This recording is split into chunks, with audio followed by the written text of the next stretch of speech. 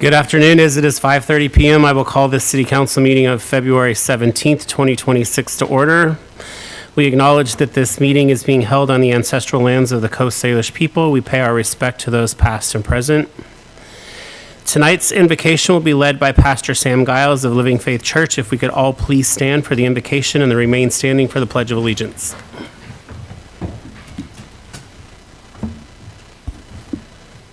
Let us pray.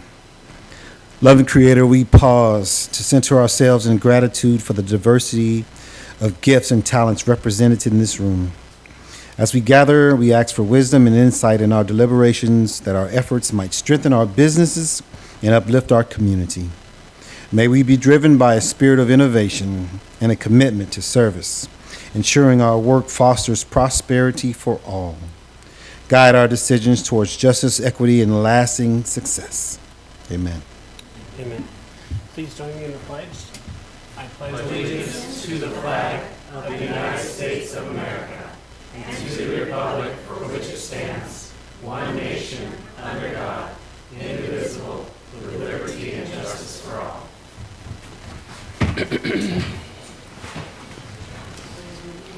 All right, thank you very much. This will be both a physical and a virtual meeting. The meeting may be viewed on YouTube, Facebook, and following the meeting on Cable Channel 10 HD 1090. Roll call is Councilmember Wittgenstein online? Yes, Mayor, he is. Okay, great. So we are all present and accounted for then. We have approval of the agenda. Are there any suggested changes to the regular agenda as it is presented? All right, if none, I would entertain a motion to approve the agenda as presented. Mayor Pro Tem. I move to approve the agenda as presented. Second. Okay, all right, we have a motion to approve the agenda as presented by Mayor Pro Tem, seconded by Councilmember Mayor Marshall. Is there any further discussion before I call for a vote? All right, hearing none, all in favor, raise your right hand. All right, passes unanimously. Thank you very much. All right, we are going to move on to presentations. We have a couple presentations this evening, the first being our Oak Harbor Public Schools. And here to introduce tonight is our Superintendent, Michelle Casibola.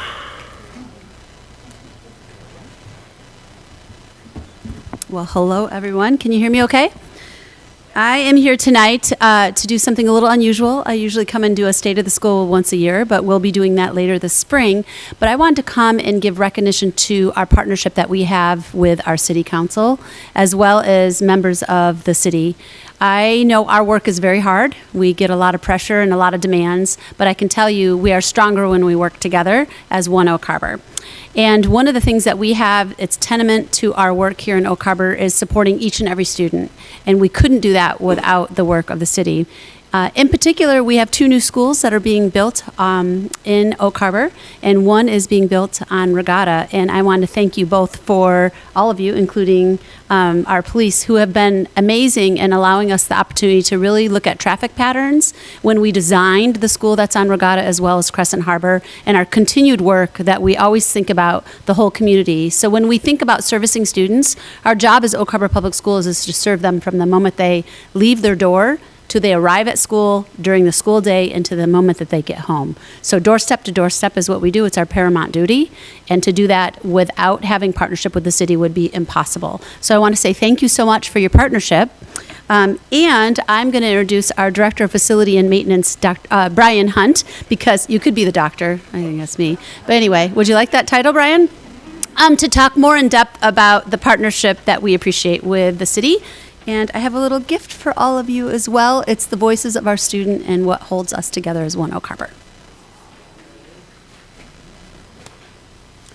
Good evening, everyone. I want to mostly echo what Dr. Casibola said, but I've been the facilities director for 13 years, and from day one, I've had a great relationship with our city, from the engineering of projects we've done, capital projects throughout the district to improve safety, to improve our buildings, improve our properties, to the safety-focused mission of our police and our fire department, helping us with our drills and just helping train in our buildings. I really I really am appreciative of that. Or many of your officers know me by my white Honda that shows up at 2 in the morning or whatever when we get calls. So I'm known as that person. But I just wanted to kind of celebrate this today and just recognize that and just really thank you for all the cooperation we've had. It seems that maybe some news stories have made suggest like we weren't working together very well. I can tell you that is very far from the truth, and we have worked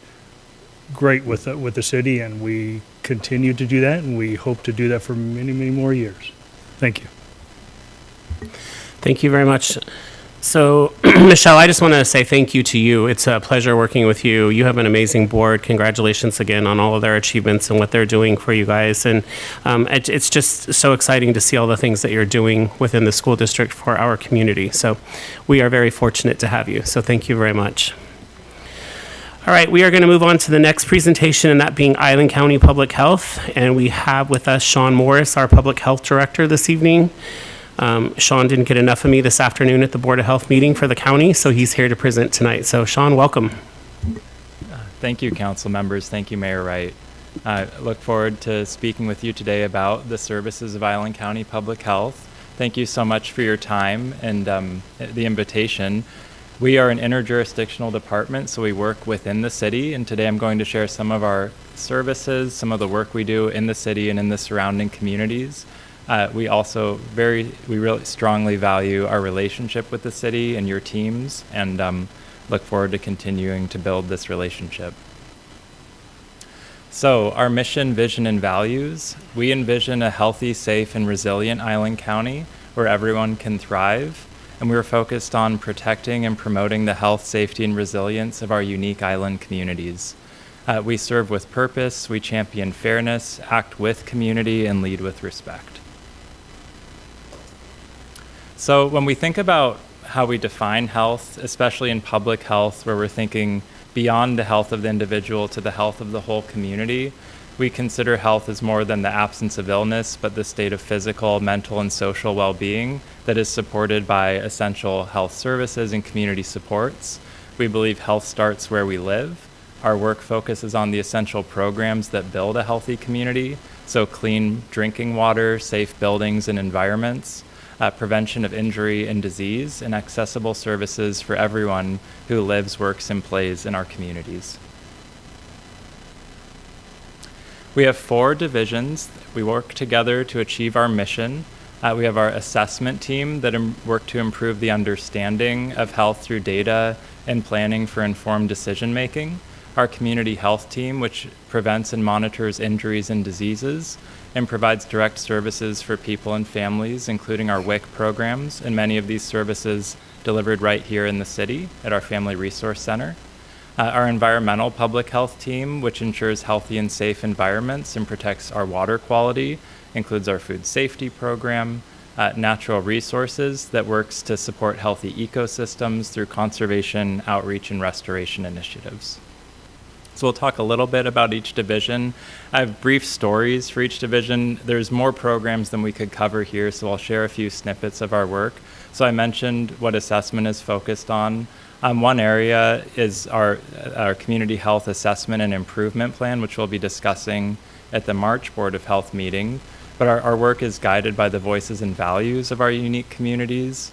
We prioritize connecting directly with community members through our community health assessment, which we completed in 2024. We held focus groups, workshops, and met with community members and key partners throughout the county in people's neighborhoods, and came up with a comprehensive report that's guiding our priority areas. For community health, again, these services focus on communicable disease, outbreak control, family services like WIC, and nursing outreach for new families. But a quick story. So when we think of monitoring health, we often think about doctor's visits and screenings. But in public health, we're always monitoring and listening for invisible signals. Through wastewater epidemiology, which we've established with the Oak Harbor sewage facility, we monitor sewage samples to look for trends like COVID-19 or flu weeks before they show up in clinics, and this gives our community an early warning system and helps our healthcare partners like Whidbey Health. and a story about our newborn nursing program. So, public health goes beyond regulations. We're focused on supporting the needs of local families. So we have public health nurses who provide essential support to new parents, offering resources, checking in on new families, answering questions. This is available to every new parent in Island County and helps ensure that every child gets their best possible start. And so environmental health encompasses a range of programs. Some of them are listed here. So food safety, septic permitting, burn permits, drinking water, hydrogeology review, zoonotic or animal-borne disease management. So if someone has an encounter with a bat is the most typical. We actually had a bat encounter last summer in the city. So there was a bat acting strangely outside someone's home. They called an animal specialist who was relocating the bat and was bitten on their finger. They called us, and we made sure that they quickly had post-exposure prophylaxis, and we got the bat to the public health lab to be tested, all within a few hours. The bat tested positive for rabies. Without that post-exposure prophylaxis, rabies is 100% fatal. So these, behind-the-scenes actions really can save lives. We got out some social media, some press release, and we identified another rabies encounter the next week. So just an example of some of the behind-the-scenes work we do. Regarding water quality, so we have a county hydrogeologist who he conducts groundwater monitoring to ensure the long-term safety and sustainability of our water supply, particularly outside the city where their groundwater comes from our sole source aquifer. Monitoring that water quality is really important to sustainable development. Additionally, our on-site septic team is working to make sure all new systems and repairs meet standards, and also that we can get any violations corrected that are causing harm to public health. For our natural resources team, so a number of different conservation, restoration, and environmental monitoring programs. We monitor surface water quality, we have salmon recovery initiatives, and noxious weeds control. But every year our surface water team works to identify sources of bacterial or fecal pollution impacting local recreational beaches that can lead to beach closures.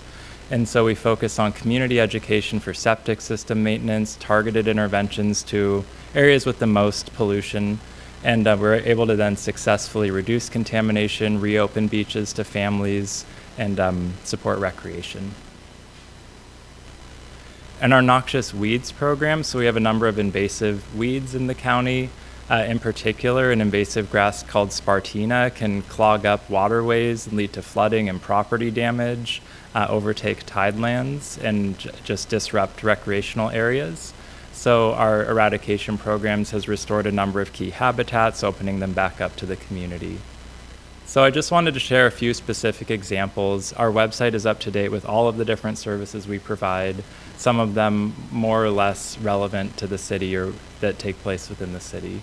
Our governance, so we have a community-based approach. Our organization is overseen by the Board of Health, of which Mayor Wright is a member, and the Board of County Commissioners. We also rely on community-led advisory committees to ensure our work reflects local needs. So our Community Health Advisory Board advises the Board of Health on local health priorities and is made up of local community-based organization leadership. And I'll leave the others there for your reference.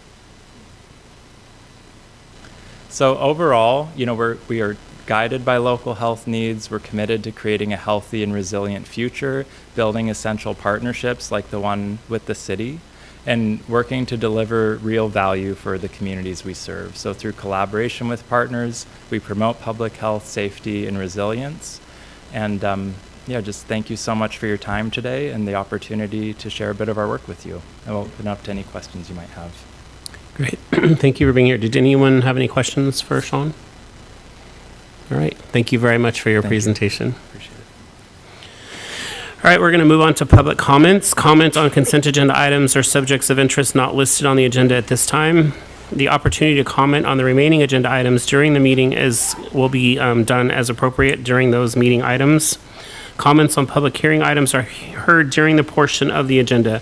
Visit our website for methods to submit public comments. Public comments sent anonymously or from a non-verifiable address will be shared with the mayor and council but will not be displayed. At this time, we will accept public comments on items not listed on the agenda or on the consent agenda. Julie, have we had anyone sign up to make public comment this evening?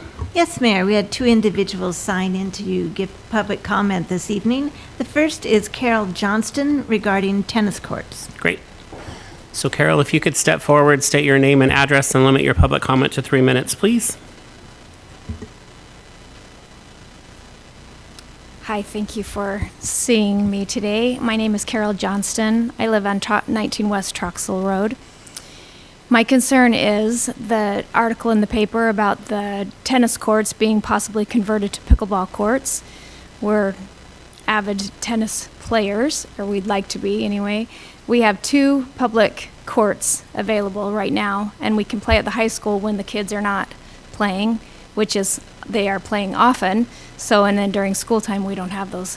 So if we converted one of those courts to pickleball, that leaves us 1 court to play on, and that just doesn't seem. So we're encouraging you to consider other options, that there's other parks or other, even the place over by the Girl Scouts. We're thinking, the pickleball, it's a great big group and they need their space as well, but we're just encouraging you to not take away those courts for the ones who like to play tennis. Thank you. Thank you very much for coming. Mayor, next is David McElroy. I hope I pronounced that correctly, wanting to speak regarding pickleball. Great. If you could, state your name, address, and then limit your public comment to 3 minutes, please, sir. All right. Hi. Can you guys hear me okay? All right. My name's David McElroy. I'm at 1312 Blackberry Lane. And I'm discussing pickleball. And as much as I love tennis, I don't want to take away tennis courts. But that seems to be the best option. Last week at the workshop that was discussed, there were basically 3 options on the board. The first one was the temporary courts. As nice as that sounds, having 2 courts in 2 different locations just isn't enough for the amount of people that play pickleball. Usually 3 courts, there's still people waiting. 4 courts, sometimes there's still people waiting. And so to have 2, that's just going to make a big mess. But I had some questions about the temporary courts. If we do decide to go that route, is the storage of the nets. How's that going to be stored? Who's going to have keys to that facility? Who's going to be able to unlock it when we want to play? Is there a fee associated with this? And that was my temporary court questions. As far as the 2 options, one of them being replacing one of the tennis courts at Sumner Park. As much as I don't want to do that, and it's kind of needed. We can put 4 pickleball courts on top of 1 tennis court and have plenty of room around that, around those courts and the tennis court to facilitate both sports. I know it takes away from one and it stinks. I'm a tennis player too. I love tennis. I like pickleball a little more now. And so that would be my solution. Another temporary deal is working with the school districts. They got Rotary Park. It's a great spot. It's a perfect location right in the middle of the city. Everyone sees it coming in. If we could somehow work together with the schools and combine our monies, we could extend that slab that those courts are on, extend it 15 feet, and we can add a total of 12 courts on that one slab, just adding 15 feet of concrete. So if we can do that, that would be a great idea. I did have a couple of things. No, I hit all of it. So thank you so much for allowing me to speak. Appreciate Yes, it. thank you for your comment. So just so you're aware, we are meeting as a staff later this week. I'm meeting with staff and we're going over the options and some other items as well and budgetary things and coming up with something to bring back to council in a couple of weeks. So we are actively working on it though. So, all right, was there anything else, Julie? Mayor, that concludes those that had signed up in advance to speak. Great. Oh. Sure. Yeah. Yeah. Step forward, state your name, address, and then limit your comment to 3 minutes, please.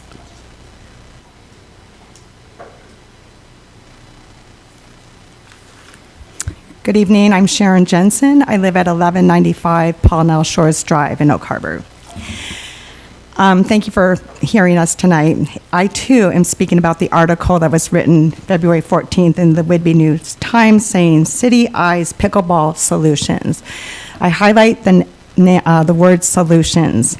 I know this has been discussed at great length over the last, I believe, couple years, because I was here a year and a half or 2 years ago hearing about this topic. I believe Brian Smith was in attendance that evening as well and spoke about different options, funding options, which included grants.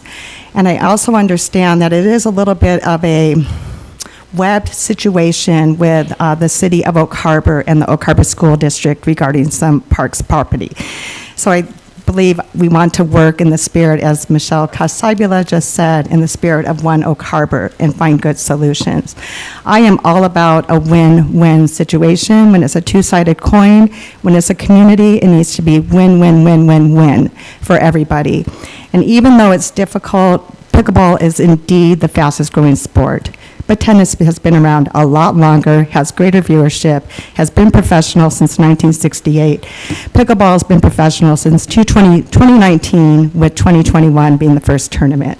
So we do have a historical record of tennis being long-standing, and it will stay, I believe.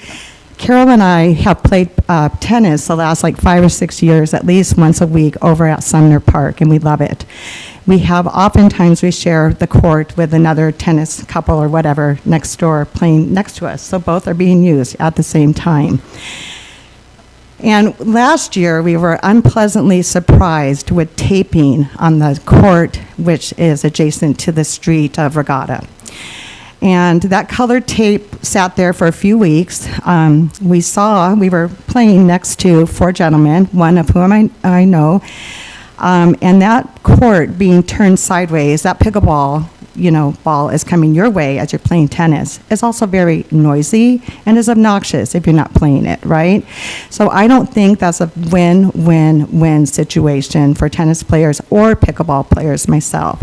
And I've also played pickleball in Oak Harbor, both at the Roller Barn and at Rotary Park, and I understand, I don't think it's a Christian church that has a court. I believe it's a Christian school that people play at on Saturdays. So people do have an option and availability to play pickleball currently, and I'm just asking the council to please not respond to urgency, but rather look at that grid.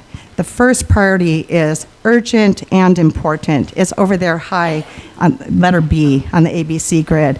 So I just would look more long-term, have a plan, know where you're going, look for some funding collaboration, but let's get creative and let's work together. Thank you. Thank you so much. All right, is there anyone else that's here with us this evening that didn't have an opportunity to sign up to make public comment that would like to step forward and make public comment at this time? All right, seeing no one, we will close public comment and move on to our consent agenda. Mayor, we have, Oh, I'm sorry, you have public comments to display, yes. Thank you. We have received several public comments, I'm sorry. Thank you very much. We're going to display those now.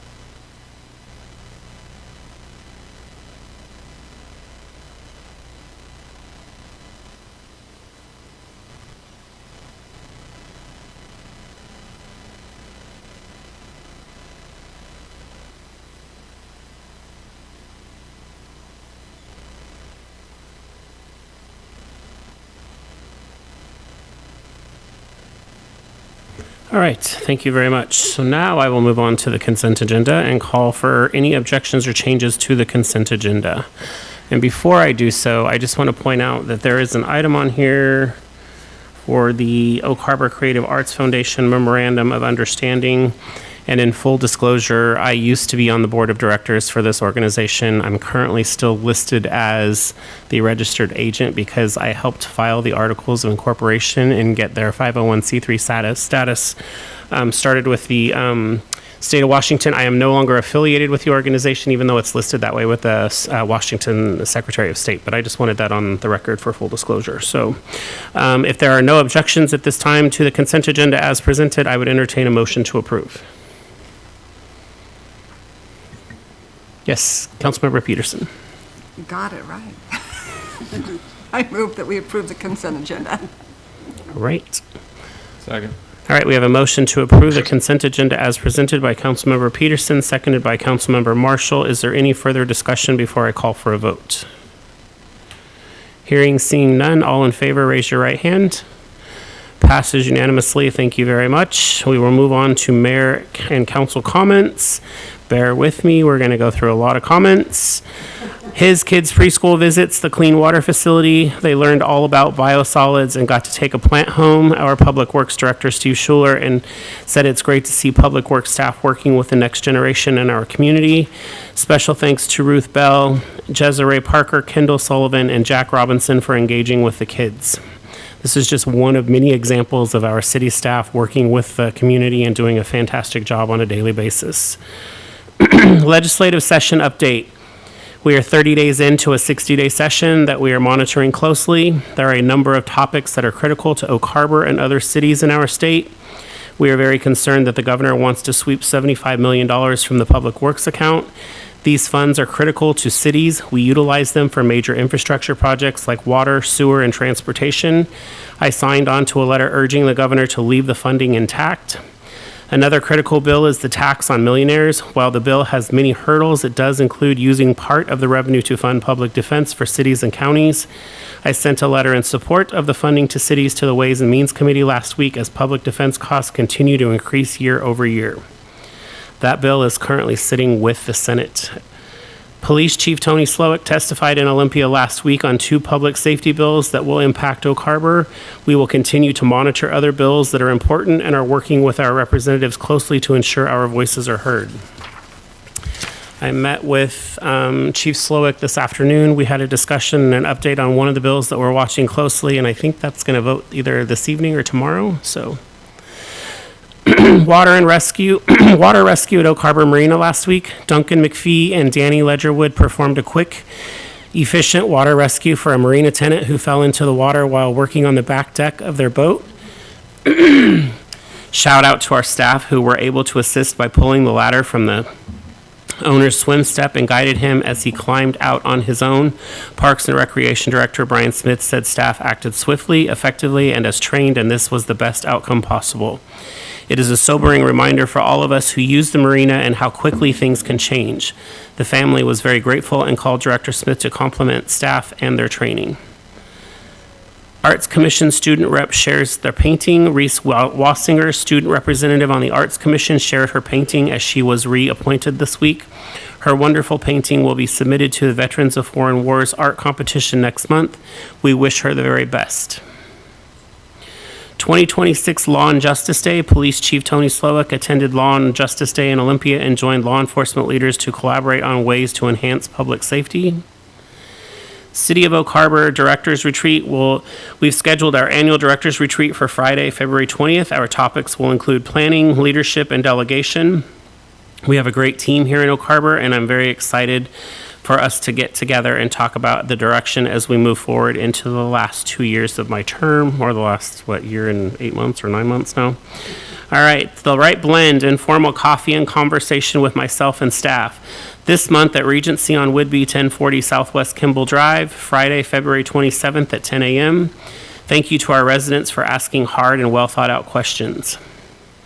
Get involved. We have openings on a number of our city advisory boards, commissions, and committees. See our website to apply. Please stay connected. Come to a meeting, a Wright Blend, or send us a question via email or call us. Follow us on social media to find out what is coming up. Please remember that social media is not the best place to leave comments or ask questions. All right, those are my comments. At this time, I'll open it up to council for their comments. Don't all speak at once. Yes, Mayor Pro Tem. Thank you, Mayor. I wanted to invite the community to come out this Saturday to the center at 11 a.m. There's going to be a 10th Legislative District Town Hall, and Senator Ron Muzal and Representative Dave Paul will be there to do a town hall question and answer style format. If you're already on the mailing list, you can respond or click the link on their newsletter mailing list. They sent out a link so you can submit questions in advance, or you can fill out a card when you get there with your question, and then we'll try to get to answer everybody's questions. But they will be there from 11 a.m. till probably about noon this Saturday at the center. So come out and we can hear all about what's going on in this short session. Thank you. Thank you, Mayor Pro Tem, because I did not mention that. Councilmember Stuckey. Question and a comment. Question is for Councilmember Heisen. I assume you might have something to do with it again this year? Yeah, they've asked me to moderate it again. Do you know, I know last time, if you remember, space was an issue, so I'm glad to see a movement. Is there still, I mean, the request was pretty fervent about having it streamed or recorded. Has that been resolved at all? Because I know there was a lot of requests for that last time. You know, and we just had a meeting this morning about it, and I did not think to ask that question, but I can find out. I think that would definitely be a benefit to do that for people who can't attend. I don't think we'll run out of space this time, but I think it'll definitely be a benefit with the amount of people who are asking. Yeah, they have to be moving applicable it to the center will hopefully eliminate. Yeah, and then my, I guess, Space other issues. question is, did we officially shore up who's doing the DC trip? We have not shored that up because we're not sure we're going at this point. We may, because Okay. there are so many things in limbo, we may just be doing interviews here with the people remotely. So we're still sussing that out right now. But it's the potential to save quite a bit of money because I don't know that we're going to yield a lot of results from going. So we're still sussing it out though. No complaints from me on saving the money. I was just Yeah. curious. So that's all. We're looking to see if we can accomplish the same thing by staying here and doing it remotely. So, yeah. Sure, that's probably prudent. So, all right, that's all I have. Thank you. And with respect to the town hall, if you get an update, we can let Maggie know and we can put something out on the website as well as do social media blasts if you want to promote that. So, all right. Anybody else from council comments? Yes, Councilmember Peterson. Thank you, Mayor. I was appointed to the Arts Commission, and I got to attend my first meeting of the year. There was some housekeeping that was done. They looked at their bylaws, which they sent back to staff to finish and clean up. They're working to put an arts maintenance subcommittee together, I believe. And the Kennebrew sculpture is getting closer to being at the Front Park Trailhead. They are looking for one more commissioner who lives within the city limits. And I was going to mention our representative, student representative Reese showed us that beautiful picture. It was so awesome. And she's so proud of it. And she has received some national recognition and honorable mentions for some of her other work. And Reese is also a contestant for the Miss Oak Harbor Royalty. And it is of note that the Whidbey Royalty is having a fashion show this Friday, February 20th, at the Elks Club here in town. Doors open at 5. Admission is only $50, and everyone is invited to attend, where you will find love in every thread. It sounds like a fun and worthy event. And then, if I may have a point of personal, thank you to the staff. I asked some questions yesterday while everybody was gone, and so far today I've received 3 or 4 responses, and so I just wanted to thank staff for getting back to me quickly and with great answers, and I know how busy you all are, and I appreciate that very much. Thank you for that. We appreciate the feedback, and I appreciate your engagement with the Arts Commission. And just a reminder, too, in a couple of weeks, they will also be here for a meet and greet. I don't know if they're doing a presentation afterwards, but they're meeting with us internally and then doing a tour. So they'll also be here. All right. Anybody else? Yes. Councilmember Arms. It looks like we're getting ready to do some repair work from the damage of the storm. That'll probably start either this week or next week, and the fish are coming along fine. Were very busy this morning. They were jumping. I'm like, oh. So it's been really nice to go down there, and occasionally we do have some people coming down, but the weather still isn't nice enough. But it's interesting to see the kids down there and enjoying feeding the fish and participating in it. So things are coming along down at the marina. Great, thank you. Yes, and Representative Rick Larson's happy with the progress we're making in that area too. So we got some positive feedback there. Yes, Councilmember Merrill. Yes, with regard to Island Transit, just to note that we will be having a retreat for the board coming up in early March with regard to the long-range plan, and we've been submitting our questions and our recommendations, and we'll be fleshing those out in the coming weeks. It's a big project. Thank you, Mayor. Yeah, so just as a, something that came up today in the Board of Health, just for your awareness when you go back to your next board meeting there, is they want to see that incorporated into the County Board of Health's master plan as well. So to make sure that we're tying into what the needs are around community needs, health-wise, and that kind of thing. So I'll take care of it. all right, thank you. All right, is that it? All right, thank you everyone for your reports, appreciate it. Continue all the great work. We're gonna move on to contracts and agreements. Our first item up is the professional services agreement, Falconer Services Pilot Program. Here to introduce this topic is our Public Works Director, Steve Schuler. Thank you, Mayor.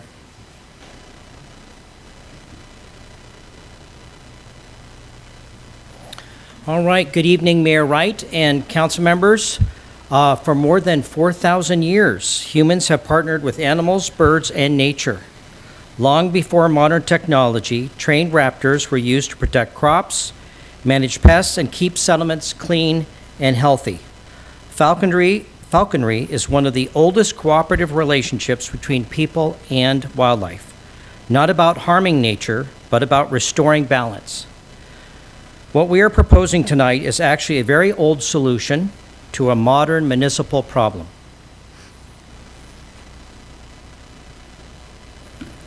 You've all heard from residents, businesses, and visitors about the reoccurring nuisance bird activity in our community.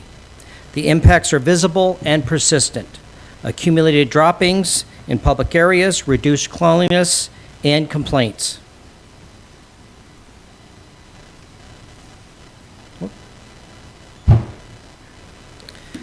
There's also less visible concerns, very real public health impacts, business impacts, and water quality. The key point is this: the problem isn't that birds exist, it's that our built environment unintentionally created an ideal habitat for them. Flat roofs, covered walkways, lighting, food sources make certain areas especially attractive. Traditional approaches like netting, spikes, noise devices, and cleanup alone have not provided lasting results. Birds have simply adapted. The falconry approach works differently. Rather than trapping, poisoning, or removing birds, falconry introduces a natural predator presence. Birds instinctively recognize a hunting raptor. When they see and experience the predator in an area repeatedly, they relocate on their own.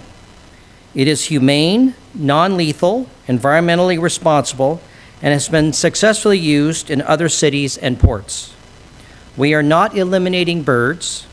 We are teaching them that certain areas are no longer safe places to gather.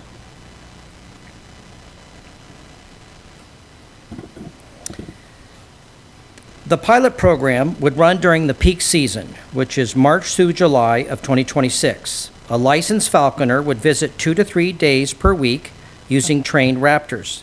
The deployment would be adaptive, meaning the falconer would respond to observed activity rather than on a fixed schedule. At the same time, this is not just a falconer program. It is a coordinated public works effort. City staff will work with affected businesses to improve waste handling and food attractant management. The falconer provides a deterrent while the city and businesses address the underlying attractants. Together, these create lasting change. The cost is approximately $640 per day, with a not-to-exceed amount of $35,000. Funding is already available within Public Works and will be shared equally between solid waste, stormwater, and streets because this issue affects all three.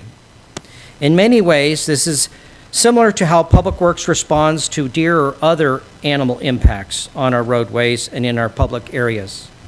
It's an operational environment management activity. Normally, a program of this size would be handled administratively. However, because it is a new approach and visible to the community, we wanted to bring it to council for transparency and policy support before proceeding. And I don't know why, but there we go. One changes, one does not. All right, there we go. So here's a map of the area. You're very familiar with this. We got Erie Street on the west side and Midway Boulevard on the east side and the waterfront, and up to about 8th Street would be where we'd go as far as north. So really our downtown waterfront. All right, after this pilot, we will carefully evaluate the results, including bird activity, cleanliness in the public spaces, feedback from businesses and the public, observe stormwater conditions, and overall cost effectiveness. We will return to council with a summary report and recommendations on whether we should continue, modify, or discontinue the program. Our goal is straightforward: cleaner public spaces, improved business conditions, protection of water quality, and a humane solution that works with nature rather than against it. Tonight, staff is requesting authorization for the mayor to execute a professional services agreement with the licensed Falconer for the March through July 2026 pilot program not to exceed $35,000, along with in-house efforts focused on solid waste cleanliness, business coordination, and stormwater monitoring. Sometimes the most modern solution is also the oldest one. We're recommending a practical, balanced, and measured approach. This is about making everyday places, sidewalks, storefronts, and gathering areas more welcoming and healthier for residences and businesses. And I'm available for any questions. Great, Steve. Thanks for your presentation. So before I call on public comment, I just want to add to your presentation that the mayor's office has received, I wouldn't say a lot, but we've received some feedback on the current mitigation factors that are being utilized as far as the noise. I'm going to call them noise machines. I don't know what else to call it. They actually scare people at the fuel pumps at Safeway. And then the outer-lying housing areas are complaining that it's very loud and it's disturbing to them at all times of the day. So this is one way that we're looking to alleviate that situation. So with that, I will confirm whether or not we've received any public comment on this issue. No, Mayor, no public comment was received. All right, and is there anyone here with us this evening that would like to step forward and make public comment on this issue? All right, seeing no one, I will now call upon council for their questions or comments. Councilmember Stuckey. First, I'm disappointed that the Falcon is not here for us to interview. Well, if council were to take action, then I've already talked to the Falconer, and that could be something we could arrange. I need a name to associate with this Falcon. Anacortes did this program. They started this program. They're a couple years ahead of us. What's been the feedback from them if we've reached out to them? Yeah, it has been very positive feedback. Again, to be fair, it's not like a single solution. It's not like you do this and you don't have to do anything else. If you have a business that's having customers leave all sorts of, garbage and food waste, you need to be on top of that also. You need to be on top of your water quality issues. We are under a very extensive stormwater permit, so there's a lot of things so it's not the solution, but their feedback is it's a great addition to the solutions they're implementing, and they've seen good results. Now we're pretty limited in what we can do because the Migratory Bird Act, and this is something we can do. I noticed that it ends in July. Typically the nesting period is to late August, early September. Do they think it's not necessary to go that extra month?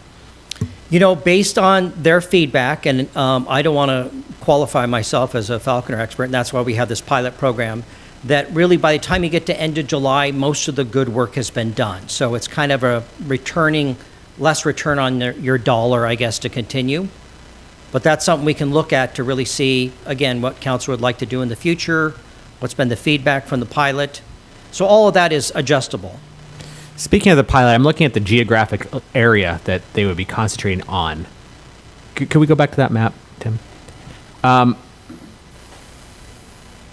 There was a lot of issues, as we know, about Safeway area. I mean, it made the paper and things like that regarding seagulls.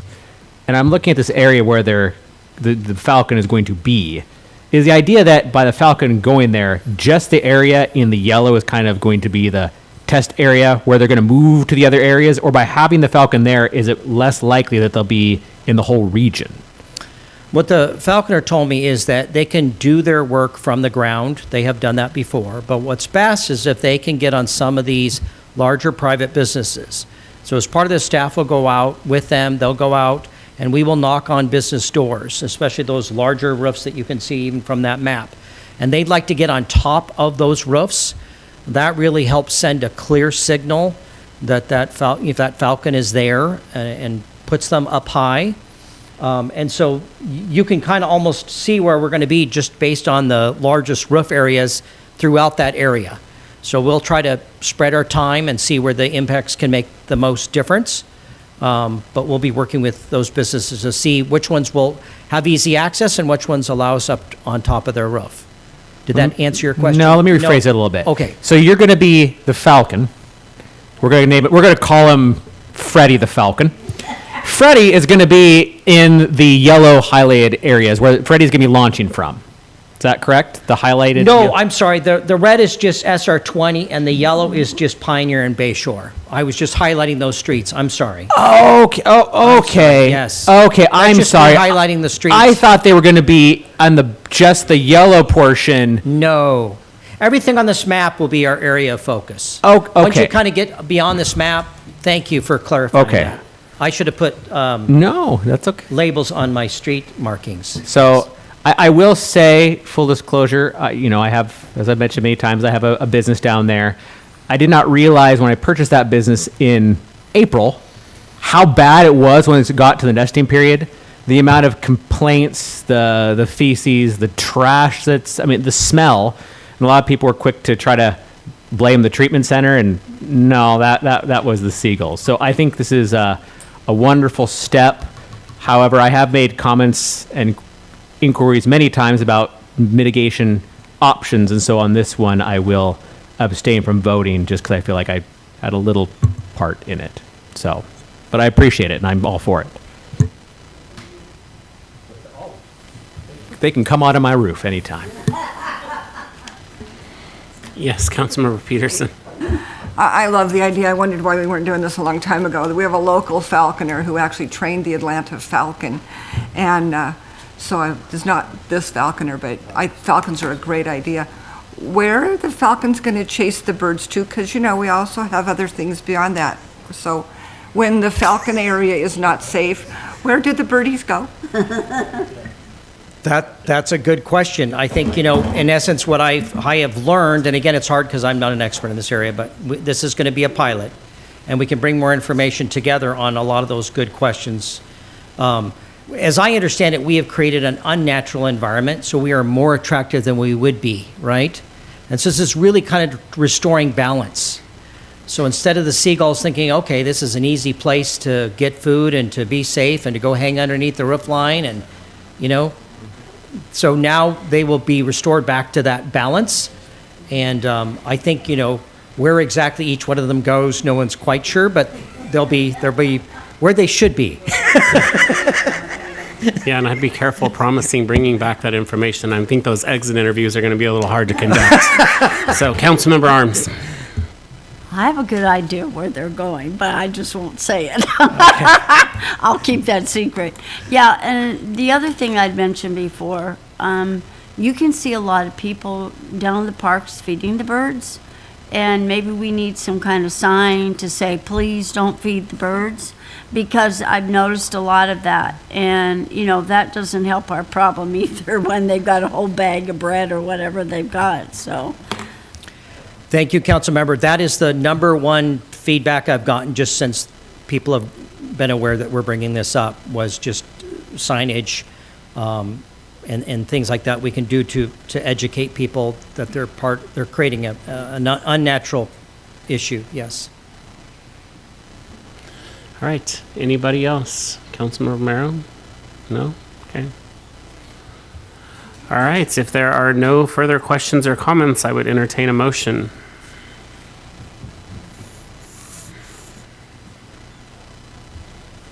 It's up on the monitor. Well, maybe not. Tim, who's on first? There you go. I move to authorize the mayor to execute a professional services agreement with Sky Patrol Bird Services LLC, a licensed falconer, for a pilot bird deterrence program from March through July 2026, not to exceed $35,000, and direct staff to implement complementary in-house efforts focused on solid waste cleanliness, business coordination, and stormwater monitoring. All right, we have a motion as presented. Yes, Councilmember Peterson. And has been seconded by Councilmember Peterson. Is there any further discussion before I call for a vote? Hearing, seeing none, all in favor, raise your right hand. Okay, we have 1, 2, 3, 4, 5. Councilmember Wittgenstein has his hand up. That's 6. 6 yeses and 1 abstention. Okay. So we pass. Great. Thank you very much, Steve. All right. Other items for consideration. Approval of accounts payable vouchers. Chamber of Commerce. This voucher list contains a payment or payments to the Greater Oak Harbor Chamber of Commerce, of which Councilmember Marshall is the executive director. In order to avoid a conflict of interest, Councilmember Marshall has stated he will recuse himself from a vote on such payments, which are now a separate agenda item. Have we received any public comment on this issue, Julie? No, Mayor, no comments were received. Great, thank you. And is there anyone with us here this evening that would like to step forward and make comment on this issue? Hearing, seeing none, I will close public comment and call upon council for their questions or comments at this time. Hearing, seeing none, I would entertain a motion. Yes, Mayor Pro Tem. I move to approve the accounts payable vouchers for the Chamber of Commerce. We have a motion to approve the accounts payable vouchers for the Chamber of Commerce by Mayor Pro Tem. Do I have a second? Second. Seconded by Councilmember Stuckey. Is there any further discussion before I call for a vote? Hearing, seeing none, all in favor, raise your right hand. We have 6 yeas and 1 abstention. That passes. All right, last item on the agenda is the Salary Commission report and order for February 2026. And here to introduce this topic is our Human Resources Director, Emma House. Good evening, Council. Good evening, Mayor. Thanks for having me. Emma House, Human Resources Director. I'm here to present to you the Salary Commission's recommendation for Mayor and Council members' adjustments for 2026. In alignment with your union contracts and your non-represented employees, the Salary Commission has agreed to present a 2.5% cost of living adjustment to both mayor and council. There is no action required for this item. This is just a report and update for you this evening. I'm here to answer any questions. Questions, comments from council? Councilmember Stuckey? I have to do my yearly quantifying. I always squirm when this topic comes up, but I think this was I'm glad to see it at the percent as opposed to a large raise. To kind of add on that, for council, it's an extra $30 a month. And I remember when the Salary Commission in 2014 asked us all at the time to submit how many hours we worked. On the low end, it was 25. On the high end, it was 30. The average was 26. So to put this in perspective, if we are doing 26 hours, that changes our salary from $10.62 an hour to $10.92 an hour, or a 30-cent raise. But if there are strong resistance from the community, a few handful of people write in, it's the same offer I gave last time, I will happily return the raise back to the city. Thank you. Right. Any other questions or comments from City Council at this time? Mayor, I will say that we did mention at the Salary Commission, and we do have the chair of the commission here, the fact that you guys also added a meeting this year to your schedule. So with the added workshop, that was something that the Salary Commission discussed, as well as the comparables they looked at. Councilmember Arms. And if anybody really wants to know, I keep track of my hours. And I have been keeping track of my hours. I have a little thing of all of it. And also, it's nobody's business, but I might as well tell you, I've never taken any benefits since I've been on council. So I do not take any benefits. So that is one thing that I have saved the city for if I get anything else. There it is. Thank you, Councilmember Arms. Anybody else for the good of the order? All right. Thank you, Emma, for your report. All right. There being no further business, is there a motion to adjourn? So moved. All right. We have a motion to adjourn by Councilmember Wittgenstein, seconded by Councilmember Marshall. All in favor, raise your right hand. We are adjourned at 6:28 p.m.